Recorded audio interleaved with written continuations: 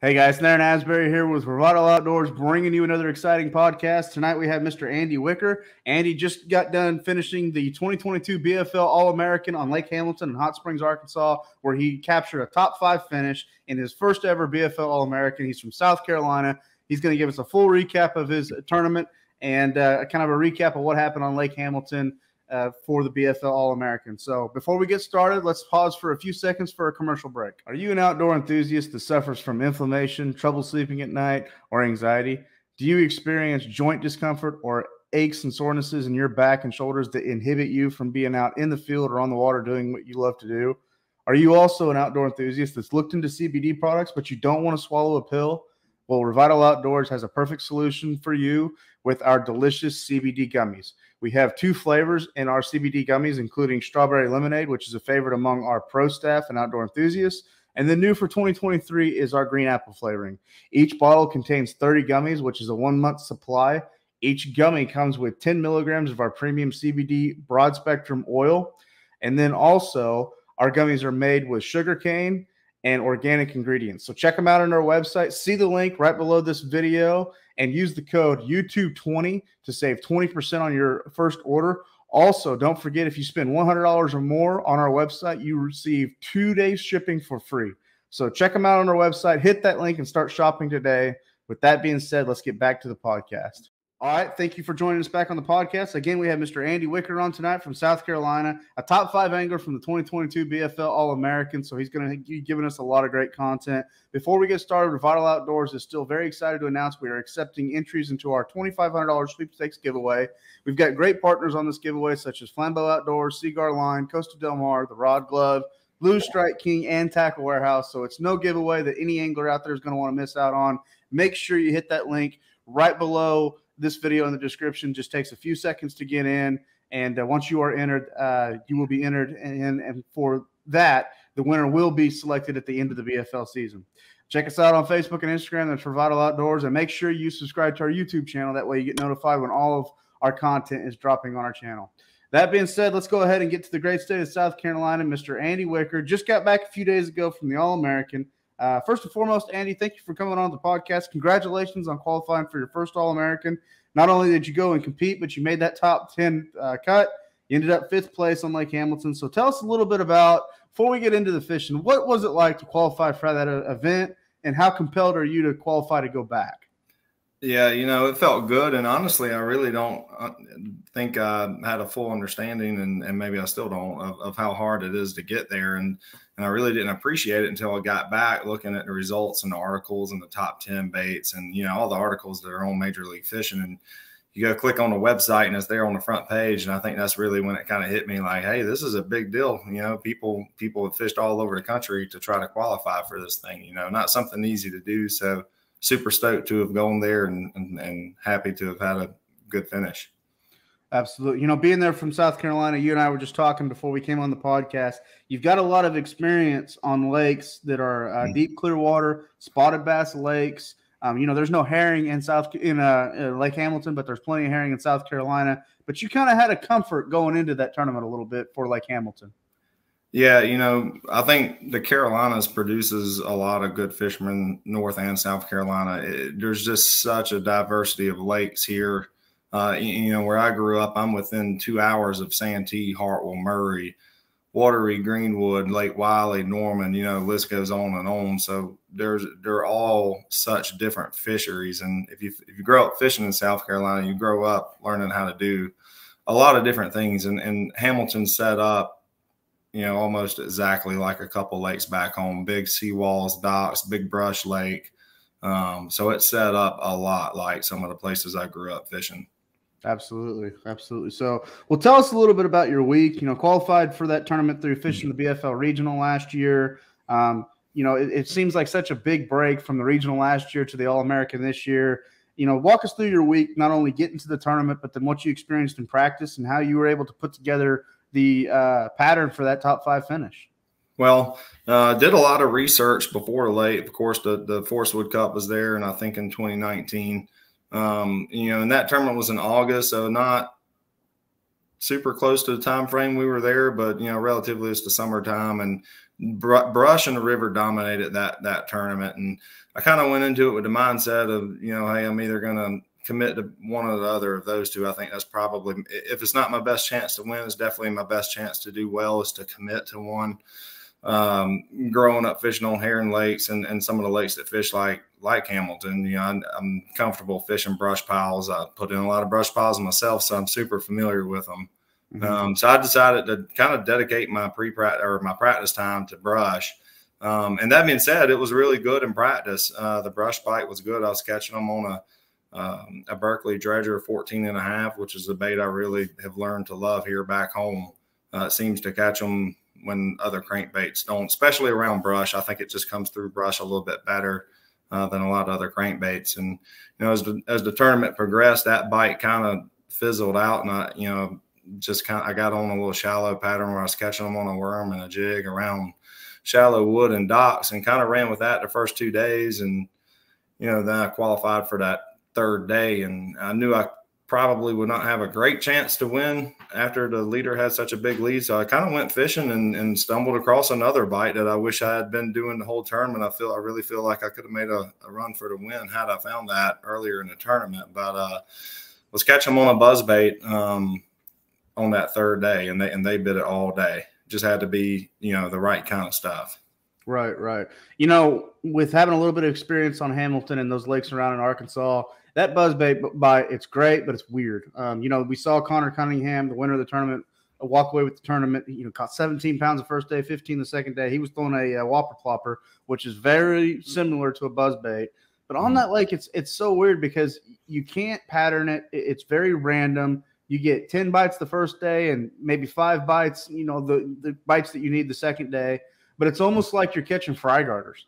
Yeah, and I did catch fry garters that last day, and I had no idea that the fish were that far behind. And I think that's why that brush bite, in my opinion, fizzled out. I think in another couple of weeks, I think that would be the thing to do. But yeah, you know, we made the comparisons from back home. I think the Carolinas and the Ozarks have that one thing that's similar, and we're both really good at keeping the trolling motor on high and running a buzzbait or a whopper plopper around the bank. I know that's what they do in the Ozarks, and they do it a lot longer out there than we do here, actually. But as something definitely every North Carolina, South Carolina fisherman is good at. People around here know how to put a trolling motor on 8, 9, or 10 and cover a ton of water, because a lot of times it is random, and the only thing consistent about it is the randomness. Yeah, for sure. You know, you're one of the first South Carolina anglers I've interviewed, or Carolina angler I've interviewed, that talks about a buzzbait. You know, there's been a lot of great things that have come from buzzbait fishing that came from anglers in the Carolinas. One specific technique that we're not going to get too far into, but it involves taking the skirt off of a buzzbait and fishing it with a soft plastic. That's all I'm going to say about that. That originated out in the Carolinas with a gentleman that's fishing the Bassmaster Elite Series now. So I have to ask you, man, what makes a good buzzbait? What do you look for? And what speed are you going at? Is there any kind of tips that you can give about being a good buzzbait angler? Yeah, you know, I try. I'm an engineer by trade. That's what my career is. So I'm kind of a technical person. But when it comes to a buzzbait, I'm really not. You know, as long as that blade spins and it runs fairly straight. I will say, I think the plastic on a buzzbait definitely helps. And in my opinion, I don't think that it helps you generate more bites. But I definitely think it improves your hookup percentage. You know, you go back before the horny toad got popular on a buzzbait, you have just as many swirl or explode on a buzzbait and don't get hooked up as you do hooked up. But with that plastic, if it seems like either they hit it or they don't. And when they do hit it, they have the whole thing in their mouth. So I don't think it helps generate more bites, but it definitely helps you catch more fish. Other than that, you know, the big thing for me that I've started doing recently, I throw my buzzbait on a Revo rocket, you know, that 10-to-1 gear ratio reel. And I almost have went exclusively to the rockets on all my top waters, including like Heron type walking plugs. But I did the same. That rocket, you know, again, maybe not directly helps you. You know, the reel doesn't cause more fish to bite it, but you catch more fish because you're covering twice as much water. And again, that's the name of the game when you're fishing a buzzbait or any kind of top waters. Covering water is a big deal. And man, that rocket, I couldn't ever go back to anything less than a 10-to-1 gear ratio reel now.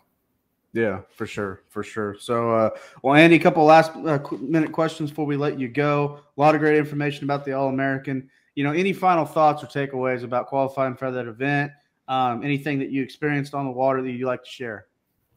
Yeah, it's nice to fish a big championship tournament against the best of the best, but also doing it in a smaller field like that. I really enjoyed that, because I mean, let's face it, in a big field where there's 200 plus boats, I mean, someone's going to get lucky and find something. But when you have a small field, and they're all really, really good, everyone finds for the most part the same deal anyway. But it really helps, in my opinion, like separate folks, because you're going to have the best of the best doing the best, but you're also able to do it on your own terms too. So I really enjoyed fishing a tournament of that caliber in a manageable field.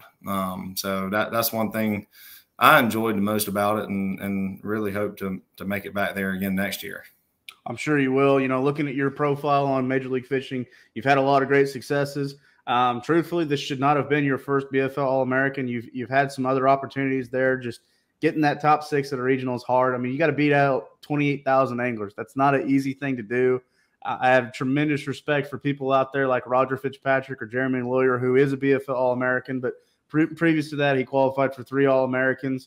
I think there was a couple of All-American qualifiers in the field this year that they were fishing their 3rd or 4th All-American. And it's unbelievable for me to get my head around, that they can do that, because, I know anglers out there, especially down here in Florida, they've competed in 15 to 20 regionals. They've been competing back to the Redman days. They still have not qualified for that event, and that's right. Very, very tough to do. So it's tough, because when you're qualifying for that, it's you're fishing all year and you qualify all year, but really you get one shot to qualify, and that's at the regional. You got to make top 6 in that tournament. It don't matter if you won the points race. You don't finish top 6 in a regional, you're not there. So, it's really, really hard to do. And by the way, that's some of the best fishermen around your area is in that regional. So yeah, very hard to do. And I've heard a little, birdie say that it's a bad luck to go into a regional as Angler of the Year. I don't know what it is about that, but someone told me one time, if you look up the statistics of how many Angler of the Years in a BFL division have qualified for the All-American at the regional, it's like less than 10 guys have ever done that. I can believe that. I'll try to maintain, top 5 in points, but not win. That'll be my goal. Yeah, I mean, at the end of the day, the goal is just get to the regional, just get to the next step. That's what you need to do, be in that top 45. But obviously, competing for Angler of the Year is really, really great too. So, Andy, before I let you go, I looked at your social media. You got a great family behind you, great support system. Seems like you got on the water very, very at an early age with your family. Your whole family seems to be kind of enthralled with the outdoors, both hunting and fishing. Anybody like to give a shout out to or a thank you that not only helped you get to the All-American, but that supports you in your tournament fishing? Yeah, definitely. I grew up, I've got 4 siblings, and at some point we're all involved in the outdoors and still fish team tournaments with my brothers today. So, my brothers, my dad, all still actively in fishing and follow me. And, my wife has learned more in the last 2 years about bass fishing than she probably ever cared to know. So definitely want to give a special thanks to my wife and all of my family that follow me when I fish. Absolutely. Really cool deal. So for all listeners out there, we've been talking to Mr. Andy Wicker. He's been giving a recap of the 2022 BFL All-American on Lake Hamilton in Hot Springs, Arkansas, where he finished 5th place this past week. So, Andy, really appreciate you coming on board to this podcast, giving us a recap to your event. Hope to see you back at the All-American again someday, and then hope to have you back on this podcast, because that usually means good things. So good luck to you throughout the rest of the season. Good luck to all the anglers fishing in the BFL circuits throughout 2022. Make sure before we let you go, subscribe to our YouTube channel if you haven't already, and then you've been watching the rotating banner below this video. Hit that link at the top of the description right below this video. Enter into that $2,500 giveaway. Again, it's a giveaway that no angler out there is going to want to miss out on. A lot of great prizes involved in it, a lot of great companies we've collaborated with, so make sure you get in. It just takes a few seconds to do. From all of us at Revital Outdoors, I'm Theron Asbury. Thank you for tuning into this podcast. Be safe out there, everyone. God bless. We'll talk to everyone on the next podcast.